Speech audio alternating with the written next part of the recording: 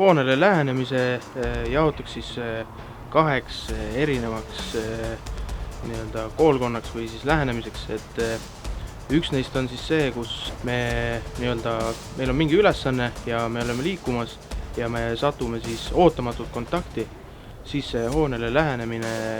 selles mõttes ei ole planeeritud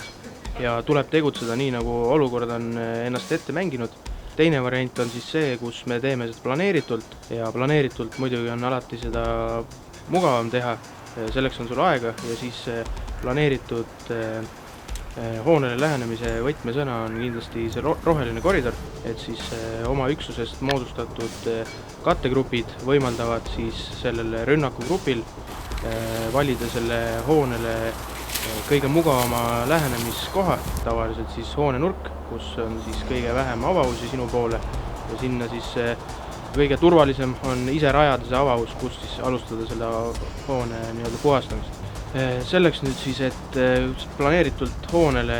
läheneda, sees on nii-öelda tõenäoliselt vastase positsioonid, siis kõige mõistlikum kindlasti on teha nii-öelda tugev eeltöö, et lisaks droonidele on meil päris hea ortofotolahendus, kaldaerofotod, millega saab siis väga hea nii-öelda ettevalmistava nii-öelda osa selle ülesande täitmiseks. Ja lisaks siis muidugi droonidega saab vahetult kõige parema info, mis seal toimub ja siis enne seda, kui nii-öelda inimesed sinna lähenevad, siis oleks mõistlik seda nii-öelda kaudtulirelvade ja siis ka droonidega rünnata, et vähendada omade kaotusi. Ja sellel rünnakul nüüd mainitud need kattegrupp ja siis ründagrupp, et siis seal võiks sellise põhimõttel tegutseda, et iga tuletegevus, mis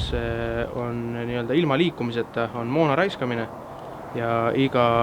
liikumine, mis on ilma tuletegevuseta, on inimelude raiskamine.